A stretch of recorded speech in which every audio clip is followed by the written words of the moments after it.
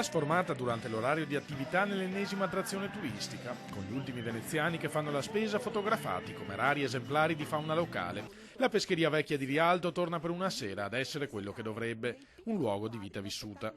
Protagonisti gli abitanti della città d'acqua, radunati per il terzo anno di fila dalle associazioni per un momento di festa dai profondi legami con la storia. Continuiamo ancora, pieno di veneziani, c'è volontà, c'è voglia di identità, c'è voglia di eventi così. Speriamo un atteggiamento di più apertura da parte delle istituzioni nei confronti della nostra manifestazione. Siamo orgogliosi di aver creato e sviluppato questa festa, speriamo che in un prossimo futuro la città reagisca, il comune reagisca e la festa diventi istituzionale e affermata e diventi famosissima. Il Capodanno veneziano, che ai tempi della Serenissima cadeva il 1° marzo, è tornato ad essere celebrato, prima da pochi intimi e poi anno dopo anno da un numero sempre crescente di residenti.